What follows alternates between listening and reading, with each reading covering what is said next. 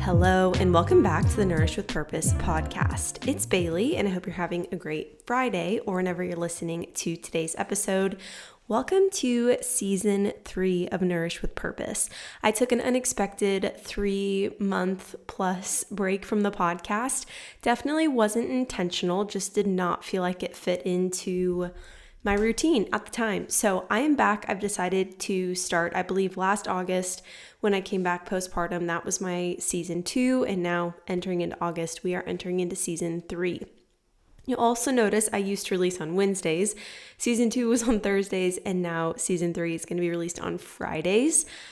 Really, I have just needed to figure out my schedule and where the podcast fits in, because it's something that I want to do, and I want to show up every week for you and be consistent, because I don't know, I like to be, and I can maybe pride myself on consistency, and the podcast has not been an area I've been consistent in. But I'm going to get into all the updates over the span of this episode.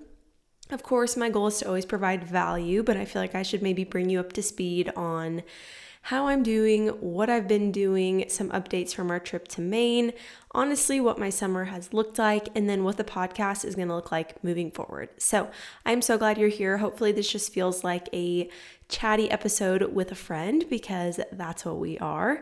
If you're new to the podcast, I would love it if you would leave a 5-star rating and review if you enjoyed this episode, or if you go back and listen to previous episodes and you enjoy those, just because that feedback helps grow the podcast. And I sit and do this every week, don't get paid a dime, and that is totally fine with me, but support like that really does make a big difference. So anyway, how are you doing? I know you can't actually answer me, but I feel like I haven't had my therapist or my therapy session in a while, because that's always kind of what this podcast is. Not me dumping all of my issues on you, but instead just giving me somebody to talk about all the things with. So I know I'm talking to myself, but I do care about you.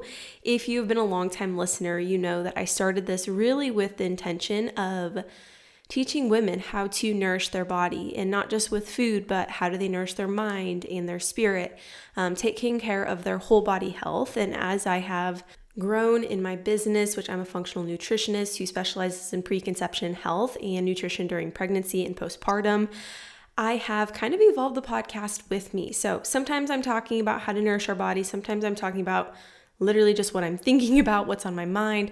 Sometimes I'm diving into exercise or bringing on people that specialize in different areas. So if you have any interest in whole body health, especially women's health, then this is kind of the podcast for you. I hope that you feel that it kind of aligns with maybe, I don't know, where you're at in your own journey. My goal, like I said at the beginning, is always to provide value. So like I said, this week might not be as much value provided, but in the coming weeks, I'm definitely going to be diving into the do's and don'ts of preconception health, how you can prepare your body well for pregnancy, the do's and don'ts of what to eat during pregnancy, how to support morning sickness.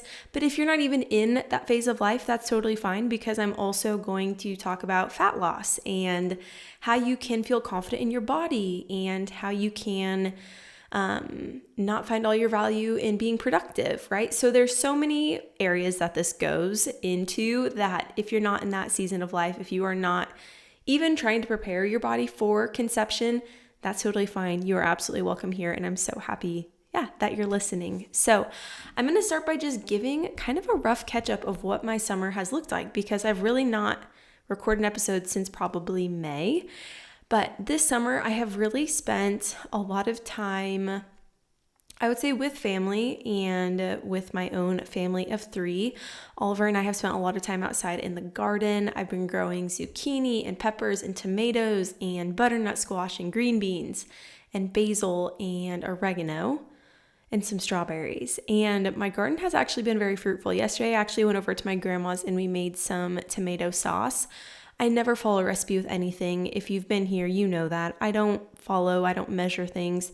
So I kind of just dumped. I did some parsley and basil and garlic and tomatoes. I'm trying to think what else. That was kind of it. And peppers and onions, and blended that all up together, put it on the stove, and then canned it. And it was just really special to do that with her. I've been spending, I guess I should say, in the kind of school year. That's kind of how I go, just because I grew up with a mom that's a teacher. So even when her school year ends, I'm like, oh, it's the end of the school year. It's time for summer. That's just, I don't know, how my life has always been. So I feel like during the school year, I would try to spend every Thursday with my grandma doing something around the house, maybe baking. This summer, I've not been as good about that, but I'm very excited to get back into that routine in August. I feel like summer, and maybe this is just me, but I don't think it is, it kind of feels like a free-for-all, right? Where routines are harder to be consistent with. Even for me, like, I shouldn't say that exercise has been hard to be consistent with. I just haven't had a lot of motivation. So it's been more of like 20-minute workouts versus the usual 45 that I would do. And eating has been so weird because we're traveling, and then we're, I don't know, trying to use everything in our fridge before we travel. And so I just feel like we've been really at a weird spot with food. I love to cook, and I feel so inspired with just being in the kitchen. But I feel like this summer I've not really tapped into that quite as much. So it was really nice to spend basically all day in the kitchen yesterday. I'm starting up my sourdough again today. Praise the Lord. You can always kind of tell how I'm doing by if I've been like pursuing hobbies of mine, right? So like I picked up sewing. That was kind of around when Oliver, my son, turned 1. That was in March. I picked up sewing a little bit before that, and sourdough and gardening. And I feel like gardening's a big hobby of mine right now, but the other hobbies have really fallen to the wayside because although this summer's been wonderful, I've kind of had a crisis these last few days that like I've not utilize summer to the fullest. And I really feel like a big piece of that is my lack of structure and my lack of boundaries, specifically around business. So we went to Maine, and I'm going to dive all into that. But we went to Maine, and I actually, for the first time in probably, it would have been since I was 12 weeks postpartum. So that would have been like beginning of June. So since June of last year. So over a year, I have not taken more than 3 days off of work.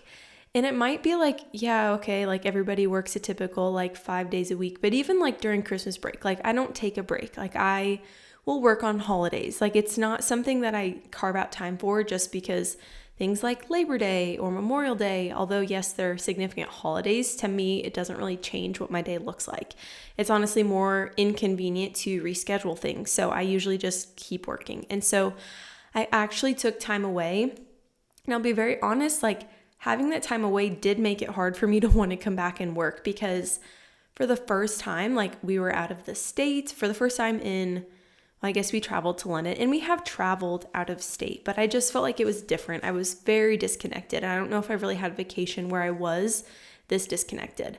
So when we traveled, I felt great. I felt like, I don't know, it just felt free, honestly. And then as soon as we landed back in Nebraska, my stomach was in knots. And I'm like, if that doesn't tell you the lack of boundaries or the expectation that I have for myself when I'm here versus when I'm traveling, like, I don't know what does. Like, I literally came home and immediately, like, the next day did not want to get out of bed. I was exhausted because I'm just like thinking of all the things that I have to do. And I know we all have responsibilities. And I think oftentimes there's a misconception around like, if you have your own business, you love every single day of your life.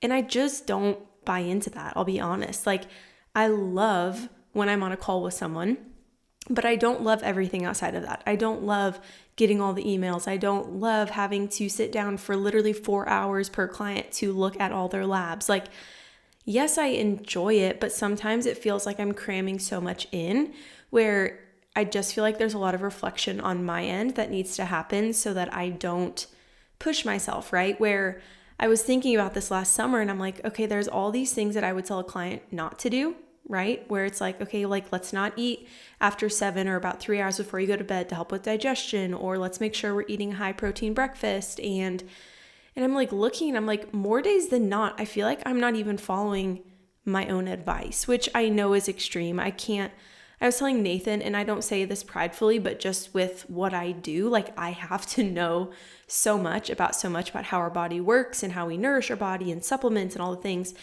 And I'm like, my bad day is probably still equivalent to somebody's like good day, right? Like and that's not, I shouldn't say that because I'm not perfect, but It's just like how I view myself. I view myself because I strive and I really pride myself on practicing what I preach.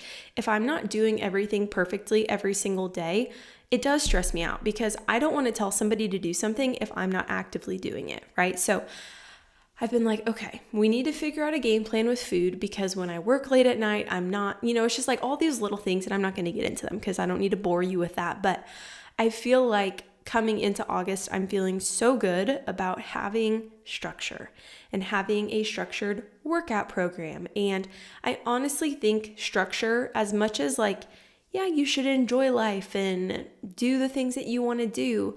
I was talking to a client the other day of like, we have to find the fine line between enjoying life and having flexibility and also understanding that we thrive on discipline, right? Where I'm not saying you need to be so rigid with yourself that if you eat an imperfect food, then you failed, right? That's toxic. That's not healthy. But at the same time, we can't have more days than not where we're like, well, I really want to go to McDonald's and eat, and then I'm going to go probably have some ice cream at home and watch TV. And again, you can't not do those things, but how often are you doing those things? That's not being disciplined, right? And when we look at our body as a temple, not as something that we need to worship, we don't need to worship our body. However, we should want to take care of our body, right? We've been given a vessel to take care of here on earth. And when we don't take care of it, we're neglecting our temple. We're neglecting the body God has created for us. And I feel so strongly about that. And I think my brain's going in all different directions with that because I've had so many conversations around this. But going back to that initial conversation with a client where we have to find some discipline, I was talking to her about how when I would go on vacation, right? So like we went to Maine this last week. If I would have gone on that vacation 4 years ago, 3 years ago, I probably would have spiraled because I didn't have control over every single thing I was eating. I ate dairy, which would have caused me to spiral again 3 to 4 years ago, if not less, as well as we ate a lot of meals out, right? Where we maybe had like 1 or 2 meals per day at our Airbnb, which I highly recommend getting an Airbnb with a kitchen because it makes all the difference when you can at least like prepare a really good quality breakfast, maybe pack some sandwiches. Like that is how I love to travel. But again, eating out more than often, and I would eat most of the things on my plate, if not everything, and I felt so satisfied, so content. I did not come home thinking I need to get on this intense workout program because I need to lose all this weight because I got off the rails on vacation.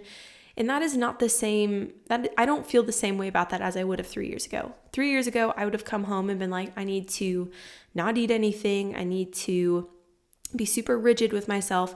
I would probably be in tears on vacation because we'd have to eat out. Like there is so much growth that has happened in my relationship with food. But I was telling her, like, I don't want you to get to that point where you are crying because you don't have control over your meals.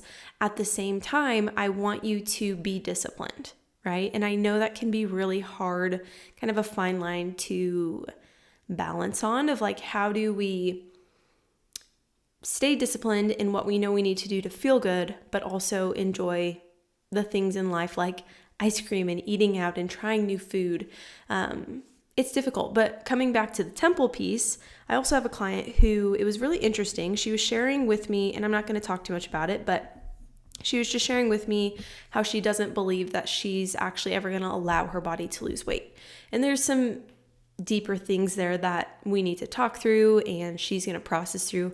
However, I think it all kind of came back to that temple conversation of like, we don't need to work out to just be skinny, and we don't need to eat healthy to just be skinny, but we can work out and eat healthy and move our body and take care of our mind to feel strong. That could be emotionally, that could be physically. But when we take care of our body, because she was also talking about some different things she was wanting to do with her kids and like putting Bible verses up around the house. And I always feel like when clients open up about that, I'm like, okay, I can like bring up like, all right, our relationship with God, our relationship with our body, how that's connected. And we were talking too about how the church is one of the most unhealthy places because everything is surrounded around food and typically surrounded around unhealthy food, where honestly, I feel like the church gets it wrong. I don't know, maybe that's aggressive, but the church doesn't really acknowledge our body as something to take care of. You know, there's the social aspect, and that piece of sitting at a table with someone that you go to church with, or doing an ice cream social because it brings people into the church. And I think that's wonderful. But how often are we actually talking about how taking care of your body is an act of worshiping the Lord? And I didn't mean to get on this soapbox today. I don't even know where this came from, but I just have been having that conversation a lot. So anyway, all that to say, having discipline is not a bad thing. Thinking about your body as a temple does not mean we worship our body, but it means that we give it what it needs and we take care of it and we take care of our mind. To live a fulfilling life, right? And I was having this thought too today where I'm like, I'm literally pouring from an empty well, right? And I think, there's so many things when you get your period back postpartum where you're like feeling all the hormonal fluctuations again. And it's really not bad. I shouldn't say it's like, oh my gosh, I feel like a witch. But today I'm feeling a little on edge. I will be very honest. I have not felt super happy. I feel touched out. I feel exhausted. I feel like I've not refilled my cup how I need to. So I'm spending some time today doing that because I'm like, I'm pouring from an empty well, like I'm pouring from an empty cup and I just can't do it any longer. And so I think when we're in maybe a job or we're a mom or we work with other people that we're always pouring into, we have to think about how are we actively pouring into ourselves. And I think that's something where I always thought like as a mom, I'm going to still have all these boundaries and structure and I'm going to still work out for 45 minutes a day because that's going to be my time. And I can't say that I don't do those things, but it looks a lot different. I actually had the thought yesterday where I'm like, I get why moms just are tired of taking care of themselves, right? I'm not saying it's right. And I don't love that because I think moms should take care of themselves the most because they have so many other people to pour into, or those aspiring to be moms, because one day they're going to have to do that. And if you don't have the habit in place of taking care of yourself, it's really hard to incorporate while you are actively then taking care of 1, 2, 3, 4+ kids, right? And a spouse. But I was thinking, I understand, why they just are done. At the end of the day, why they don't want to do another workout. They want to sit on the couch. There's a lot of, I definitely understand that, but it's how do we at the same time, make time for ourselves so that we can take care of other people? How can we eat well? And so for me, I'm like, okay, I need to meal plan. My brother, he actually has created 2 workout programs that I have actually done alongside maybe some of you. I ran them on Instagram. He's writing me another program because I'm like, I want to feel strong. I want to feel good in my body. And I don't know, I think there's nothing wrong with having physique goals. I'm like, okay, I feel fine. I honestly feel probably the most comfortable in my body that I ever have. But at the same time, I'm like, there are still some things that I want to work on. There's still some areas where I maybe just have confusion on. And, as somebody who is certified in personal training, I'm like, I feel like I should be qualified to do this, but it's just not an area that I really spend a lot of time with continuing education. I kind of leave that to him because he is, and he learns so much about the body and he's certified to do so. And so definitely relying on him for that. So I'm really excited to have some of those things in place. And I think just with August, again, coming out of summer, we still do have warm weather ahead. So getting outside and going for walks, and I don't know, it's just so fulfilling to do that. It just feels so good. Yesterday I went out for a walk with a friend around town. It was around a little, almost 3 miles. And I'm like, this just felt so good. Why are we not doing this every single week? I was pushing Oliver, my son. She was pushing her daughter. And it was like, this is just the best. And I need to make more time for this because it's something that early on postpartum literally got me through, was those long walks in town. I say that because I live on a farm. Again, if you're maybe new to the podcast, I live on 3.5 acres. We've got chickens. I have a garden. We live in a 100+ farmhouse, all the things, but walking on gravel is very boring and really difficult to do with a stroller. So I drive to the town that I live closest to. Well, I guess that's not true, but a town that I went to school in, I guess I should say, and we just walk around town. I try to get 3 to 4 miles in. It just feels so good to move your body. And I think when you really start, I'm going all over the place, guys. You can tell that I've not talked in a while because I'm just boom, boom, boom all over. But I'm trying to kind of, maybe this is just where my brain is at in this season of life, and I'm just really being transparent in that. But I've also have had this same conversation with probably, 20 of my clients at this point, where they are very focused on fat loss. And when, again, I'm talking about taking care of my body, supporting my physique, wanting to feel strong and healthy, we're talking about fat loss. And when you start really tracking, and that's something I always ask clients, I'm going to do a whole podcast episode on this, by the way, but whenever clients are like, okay, yeah, I want to lose weight, I always ask them, I'm like, how committed are you to doing that, right? Like where do we draw the line? Like, are you willing to track on an app what you're eating? Are you willing to count your steps each day? And I feel like in the past, I've always viewed that as toxic. But as I have honestly semi-healed, I can't say I'm like, oh, miraculously my relationship with food is perfect. But as I've worked on supporting my relationship with food, I've realized that tracking is not anymore a tool for me to use to eat as little as possible, but to make sure I'm eating enough. And that mindset shift is huge. And I realized I was projecting my negative view on food tracking onto clients because I had a bad experience, but that doesn't mean that it is a bad thing to do or that it's going to lead to an unhealthy relationship with food. So that's a whole conversation in itself. But with that, also tracking steps, like wearing a watch, I'm like, oh, wow, I was moving a lot more than I thought I was. Or some days I was moving a lot less than I thought I was. And I think people would be surprised with how much fat they're consuming, how much little protein they're consuming, and how few steps they're actually getting, right? And so when we think about it, I was had a prime example yesterday, which I guess is why this is fresh on my mind, but I had done a 45-minute lower body workout. And, I sweat, I burned calories, my watch is obviously tracking that. And with that, I was like, okay, I feel good, I worked out, but if I were to go sit at a desk all day long and not move my body and not be intentional with going for walks, I would have 400 to 500 steps, right? So we think, oh, I'm working out. I did a 45-minute workout. That's awesome. But I don't honestly care so much about how long you've worked out or strength trained. I also care about how much are you just moving your body, right? How many steps are you getting a day? If you're getting 3,500 steps a day, not enough. You need to be closer to 8,000 to 10,000. And I don't think that 10,000 is always the perfect number. But I do think there's something to be said about walking an additional 5 miles a day by having 10,000 steps be your goal, right? Or 4 miles if 8,000 steps is your goal. And there's just nothing, this is where I'm at, I guess, right now. There's nothing wrong with tracking if you're using it to motivate you and you're using it to make sure and ensure that you're eating enough of what you need to be eating. And I recently had done some blood work. Maybe I should do an episode on my results too, because I feel like I was a little shook with my results, and I'm somebody who does not take supplements. I definitely understand there's a time and place for them, but I physically cannot swallow a capsule. Something in my brain does not allow me to do it. I will literally gag. So I can get my one symbiotic down every single day. I do my warm lemon ginger tea. Outside of that, I am how can I add everything in through food? How can I mineralize my water? Yada, yada.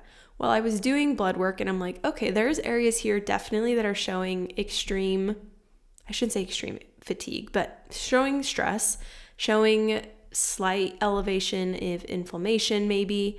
My C-reactive protein was at 0.44, which is actually very low. So I don't know. I don't feel bad, I guess is what I'm saying, in my body, but I just feel like there are definitely gaps I'm not supporting. And that was definitely shown in my iron panel, which I figured after having a baby, not really supplementing. I will eat my prenatal, which Tend is the brand, where they have it's like a granola bar and you can actually eat your prenatal. I love the brand of Fig for prenatals. I actually have a code, I think, with them. Maybe I'll put that in the show notes. And I love everything about that supplement. However, like I said, I can't swallow 5 flippin' capsules a day or 6 capsules a day plus another iron capsule. It's just too much. Well, when you see that in blood work and you see the gaps and you see the areas that need support, I feel like it's very confronting to be like, okay, definitely area that needs some improvement here. Even looking at my total cholesterol and looking at my LDH to HDL ratio, I was at 3.1, which shows I was moderate risk for a heart attack. I'm like, what the heck? Well, then I look at it functionally and I know that the ranges are actually a lot larger for that specific panel, which I know is kind of interesting. You would expect it to be smaller. But anyway, looking at that, instant panic. And I'm like, okay, we need to spend some time. I need to upload my results into the Excel sheet that I do with every client. I need to critically look at them. I need to look at my deficiencies. I need to look at the things I'm not doing. I feel like that was so insightful for me to have. And it reminded me that you should not do labs as soon as you feel bad. Yes, like that's a great time to do it. But for me, like I felt fine. I'm like, I'm just going to run it because I need to see where my body's at before I start preparing it for pregnancy again, which I honestly am always doing, right? I've had so many people ask me like, are you trying to conceive? Are you pregnant? I'm like, no, I just talk about it because I'm passionate about it. And I don't think there's anything wrong with trying to prepare your body for pregnancy years ahead of time, right? Like truly preconception health is just doing the foundations consistently and eating for deficiencies consistently.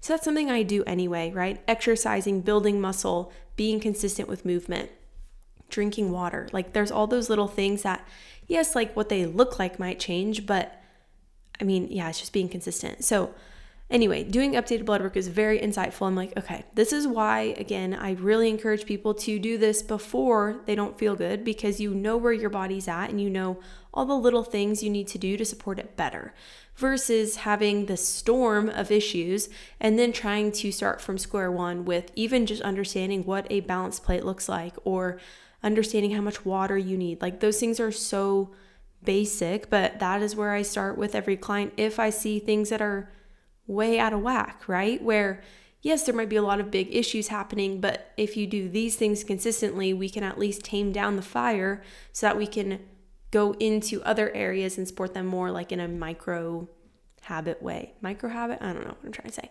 Anyway, more targeted way. All that to say, I am motivated. August is here. Let's round this up with a bow because I don't need to keep rambling now as I have for 27 minutes. And that's not even what I wanted to talk to you about today. I wanted to give you updates on my trip to Maine because we had some crazy things happen and I just feel like I need to spill it all, which honestly, the stories aren't that exciting, but it's still pretty gnarly. So we were in Maine from Wednesday to the following Monday is when we flew out. So we really just wanted to, I guess I should say, we stayed in Ellsworth, Maine, and then we drove to Bar Harbor most days, I would say, because we wanted to go to Acadia National Park. And I'll say if you're going to Maine, I do believe I created one of the most perfect itineraries. If you like good food and you want seafood, if you like good coffee and you want to try different types of coffee, and if you like to be active on vacation but shop a little too, this itinerary, I'm like, okay, I really feel like we nailed it down. And each day, honestly, when we first flew in, we were like, okay, let's just kind of settle in. Let's get groceries. Let's eat some food because we were ready to eat. And we just hung out at the Airbnb. And then the next day is when we went around Ellsworth. We stopped at a wild blueberry farm. We stopped at a couple antique stores. We shopped around Ellsworth. We went and got lobster roll. Well, no, we got lobster, and we had the waiter teach us how to crack it open because we've never done that. We got a good supper, and then we went and got ice cream, which is not very good. But then the next day we started with good coffee, all these things, right? I'm not going to get into my full itinerary, but it was really perfect. And one of the days, because what we like to do on vacation is we really love to try good coffee and we love to be active. At least I do. I'm assuming Nathan does too because he just comes along with it. But I'm not really a vacation person where I love to go sit on the beach and just hang out. Like that would be my, I shouldn't say worst nightmare because that would still be wonderful, but that does not excite me, right? And really anyway. So I like to have trips where, okay, even if we are on the beach, like let's go hiking a couple days. Let's do some different trail walks. Let's be in the water. So we really would go and get coffee every morning from maybe a different coffee shop. And then we would do some trails, some walks, eat good food, things like that. We really ate our way through Maine is what I would say. We ate and hiked our way through Maine.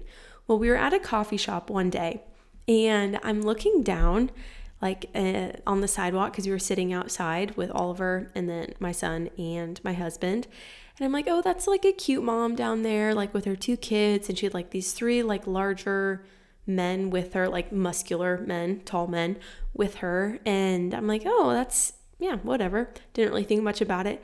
As she's walking by, I look at her in the eyes and it's Eric Kirk. I'm like, oh my gosh. I look at Nathan. I'm like, that is Erica Kirk. He's like, what? He's like, well, I guess that would explain the 3 bodyguards with her. And I don't want to slander her because I think there's enough slander on the internet and everybody probably has their different opinions if you know who she is. But her, I'm not even going to get into it. Anyway, all I will say is that it was much different than the other experience I had with a celebrity on this trip, but it just felt really like the vibe was just not there. Okay. I don't know. I mean, obviously, like if you're a grieving widow, don't come at me for this because maybe you have a different opinion and you think the world of her, and that is wonderful.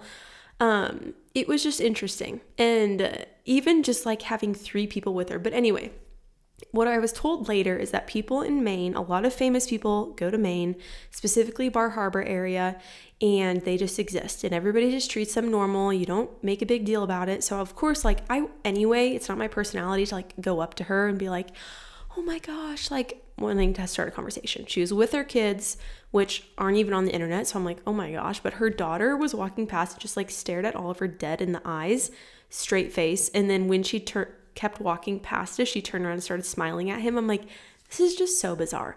So then we went into this store and sure enough, she was in there shopping like a normal person because they are just people. But it was crazy. I'm like, oh my gosh, like to see somebody like that in real life, like it's just, I don't know. I've never really been that close to someone and like just casually like shopping alongside them. It was very interesting. But that's what you do in Maine because I know that like the Rockefellers, the founder of Land's End, like all these big names come to Maine for the summer. Our tour guide, which now this is like a Maine fan club podcast because genuinely loved so many things about Maine.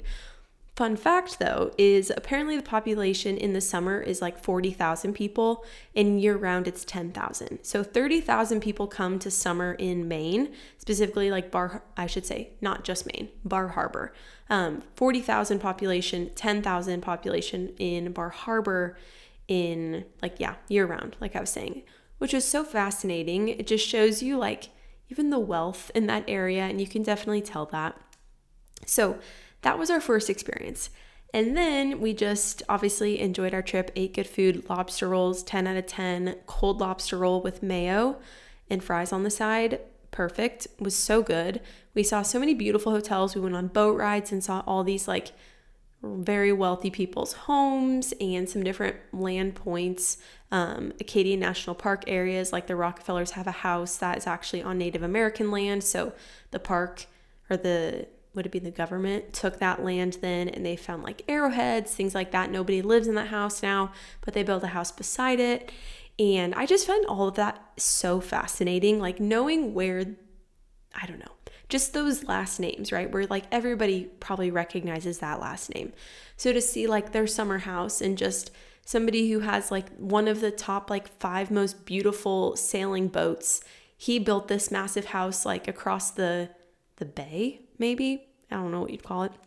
I don't really know the terminology for like bodies of water and what differentiates areas from others, but he built this house so that he every morning could go out on his deck and just look at his beautiful boat. It's like, oh wow, how wonderful must that be? So if you or someone you know has a summer house in Bar Harbor, my golly, send me an invite. I'd love to spend some time there. Because just looking at these houses, they're never going to be on Zillow. You're never going to see what they look like. But the founder of Land's End, he has, a huge house. And then attached to the house, he has a full-size pool that's completely covered. Like not just covered like loosely, but like a full structure, like looks like part of the house. And his pool is in that area. It's just wild. So then on the flight home, I was reading a book about Marilyn Rockefeller, Moss Rockefeller. Anyway, her story is very interesting. I just find like, again, those people so fascinating, the people that summer there and have homes there and the things that they've done to generate that amount of wealth. It's just something I'm so intrigued by. So anyway, had a great vacation. And then on our last day, because we flew out the next morning, so we were kind of on our way to Bangor, which is where the airport is, we were just doing some antique shopping and we stopped at one and we were just walking around and we hear the owner go, "Oh my gosh, happy birthday. It's so good to see you. How are you, Martha?" And I'm like, like that was kind of like, it was very loud. It was not like they were trying to be quiet. And I look back and I see Martha Stewart. I was like, what are the chances that we see two people of some status here in the 6 days that we're in Bar Harbor? Like, it was insane. So I look over, I'm like, "Nathan, that is Martha Stewart." He's like, "What?" He's like, "Oh my gosh, that is Martha Stewart." And her birthday was the next day. She's turning 85. She looked wonderful. It was just interesting because she had no security around her, like by herself. I'm like, if that just doesn't show you also, like, I'm sure Martha Stewart thinks she's important. I mean, to some extent, like she is, but just the difference of like 3 massive bodyguards, all I'm sure military or ex-military. And then here's Martha Stewart just casually out antiquing on a Sunday by herself and driving her own car. Like she was parked. We walk out then to the parking lot. She's parked right beside us. I'm like, oh my gosh. So anyway, we're shopping around and again, I'm just like hyped about it because it's literally Martha Stewart. And we're shopping. I'm like, I just want to like stay in here. Like she's literally just right there. So we have to walk past like where she's checking out. She got this large copper kettle that was stunning. And apparently she frequents this place a lot because the owners really knew who she was. But I walk from like me to like 1 foot away was Martha Stewart. I'm like, oh my word. So I text my family group chat and my mom's like, "Oh my gosh, talk to her, get a picture." I'm like, people here don't do that. Like, especially because I had somebody tell me like, "No, you just act like they're normal." And they're telling me stories about when Martha first moved to the island. But I guess it would be island Bar Harbor. That is what's so confusing to me is it's attached by like a bridge. So would it technically be an island? I don't know. Anyway, it doesn't really matter. But she's summered there in July through August for many months. And it's just so gnarly to me that in 6 days we saw 2 people. So anyway, that's my Martha Stewart story. It's not the most exciting, but you have to imagine just the shock, like literally the utter shock. I'm like, what just happened? Like, I don't know. It's also interesting too, because people would pay bazillions of dollars to actually meet Martha Stewart. And then for her just casually be in public, it's like, you really just are also, it's put into perspective that these are just normal people that just want to live a normal life. And you could argue like, yes, of course they want some attention because they're famous, but maybe they don't. You never know. I wasn't going to talk to her. I wasn't going to ask her for a selfie. That would be very embarrassing. Also, again, not my personality to do that. But anyway, I'm trying to think if there's any other updates from Maine outside of, we did do one hike and I wish I could insert, maybe I'll do like a dump of like a photo dump on Instagram of our hike. But it was called the Beehive Trail or Beehive Hike, which you're like literally like scaling rocks and like different, like those metal rings on the rocks. So like they're like a ladder to get up to the top. And I did it with Oliver on my back. And I'm like, this is either really stupid or I'm really impressed with myself. And we completed it. Obviously, we're safe. But it was kind of gnarly and definitely not the hardest hike I've done. But to do it with him on my back, I just felt like, honestly,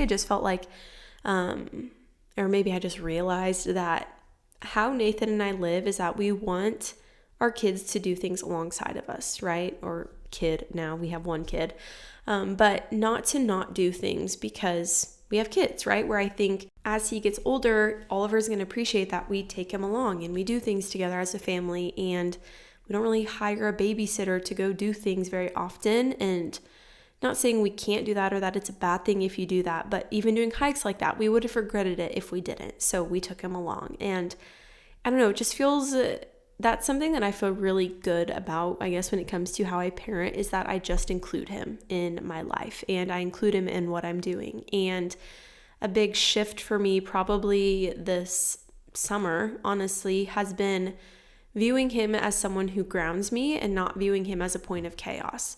And I think that's really hard to do, especially when you're traveling. And I will say, like, I have lost my cool a couple times today just because it is constant. When it's with me, he's typically making like a bunch of whining sounds because he wants me to hold him and my back hurts and I can't hold him. So it makes my head want to explode sometimes. But outside of that, most days I'm viewing him as something that grounds me. And it was really a big shift for me because I feel like early on postpartum, you're thinking about, when is this baby going to wake me up, and how much sleep am I going to get, and am I going to be able to get all these things done today because I have to take care of him? And it's a lot of like want. Like you just feel like I can't do anything because I have a baby. And then you have this shift, or at least I had this shift probably around like the age that he started walking, or at least sitting on his own, where I'm like, he is what grounds me. Like I am with Oliver very often. And so when I'm with him, like I'm still going to get things done. I don't need to sit and entertain him all day long because he just wants to be included in what I'm doing, right? He wants to take his clothes and put them in the laundry. He wants to help me unload the dishwasher, like all skills that, and I listened to the book Hunt, Gather, Parent. I honestly did not complete the whole book, and I don't know if I believe or agree with 100% of what's in that book, but I did think the view of kind of once they turn a year of like including them in what you're doing, teaching them how to do tasks, because kids want to feel useful. They want to have a purpose like all of us, right? Like they want to have a purpose, and that gives them a purpose versus being like, here's a snack, here's a book, go entertain yourself. Like that doesn't make them feel like they're contributing. Like I just think there's so much that we can do to include our kids. So whether that's traveling or being at home, it's something I've really tried to focus on and not wake up every day thinking about all the things that I won't be able to do because I have Oliver at home. And instead it's like, no, how can I include him in the things that I'm doing?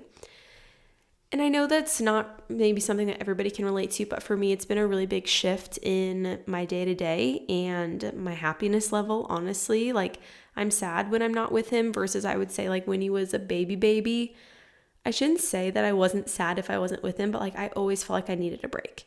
And yes, like, you've got a lack of sleep, you're probably not eating the best or just eating enough, you're breastfeeding. Like, there's just such a demand physically and emotionally when you have a baby, but now to have him just being more involved in what we're doing has been so fun. This has probably been, although there's been challenges for sure, one of the best summers that I've had, because when I go out to the garden, he comes out with me and he picks tomatoes, even if they're green. I'm like, you know what? At least he's out here and he's content, and it's just been really enjoyable to spend time with him. So I really feel like that's all I'm going to share today on today's episode, with kind of an update, catch up, me rambling, kind of wherever my brain was going. But I hope you enjoyed today's episode and could relate to it in some way. Coming in the future is definitely going to be more educational episodes. Like I said, these are all now going to be released on Thursday at midnight, so early Friday. And I will try to post it on my Instagram story as well, so you know when I'm uploading an episode, but you can expect them every single week. That is what I'm holding myself to. I've missed this way too much to not be on here and sharing with you. So I hope you decide to join again next week. If you're wanting to follow along with my life outside of the podcast, you can find me at Nourish with Bailey on Instagram, Bailey Seaton on Facebook. I am on YouTube a little, but not really. And then on Substack, and it should just be Bailey Seaton on Substack. So I've been sharing some recipes over there. Again, just like the podcast, something that I want to find some consistency with as I get my August through May routine kind of nailed down in a sense, and set some boundaries around work so that I can do things like this that I enjoy. So let's go ahead and close today's episode in prayer.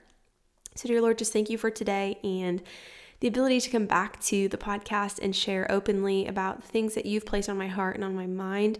I just ask for protection and guidance over whoever's listening today, that they feel your comfort and strength in whatever they're going through, and that you just provide them safety and their family safety as they finish a summer and maybe enter into a new season, maybe a new school year, and that they just feel excitement around that and feel ready and prepared to enter into this new chapter or new season. In Jesus' name we pray, amen.